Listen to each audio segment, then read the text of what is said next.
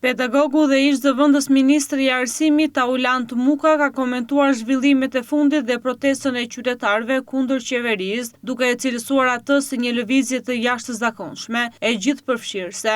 Sipas tij, sheshi ka bërë bashkë njerëz me bindje të ndryshme politike, ideologjike dhe fetare, të cilat janë bashkuar për një qëllim të vetëm, lënien në një anë të ndasive dhe ndërtimin e një shteti të vërtet pas 36 vitesh dështime. Muka lëshoi kritika të forta ndaj ministrit, duke u shprehur se sjellja e tij i ka dhënë një vizibilitet botëror situatës në Shqipëri dhe i ka nxjerrë zbuluar përballë ndërkombëtarëve. Ai theksoi se rrethanat, përfshirë edhe qëndrimet e ndërkombëtarëve, po shkojnë në favor të qytetarëve shqiptar që po i kërkojnë llogari një shteti që nuk i dëgjon. Duke kërkuar një transformim të thellë përtej rotacionit politik, ish zëvendës ministri theksoi rëndësinë e ndryshimit të mentalitetit politik. Këtu nuk kemi të bëjmë vetëm me çështje emrash, duhet të largohemi nga miti i emrave, qoftë Partia Demokratike, qoftë Partia Socialiste, duhet të fokusohemi te sistemi. Ne kemi vrarë meritokracinë, kemi vrarë intelektualizmin në drejtim të partive, në drejtim të institucioneve. Janë njerëz që përgjithsisht kanë mungesa të theksuara të formimit, i gjithë pushteti është i centralizuar në 2 apo 3 individ, u shpreh Muka. Në përfundim, Muka e cilësoi këtë reagim mbarqytetar si shansin historik për të shkëputur fatet e vendit nga individët e pushtetshëm. Për të, bukuria e vërtetë e kësaj proteste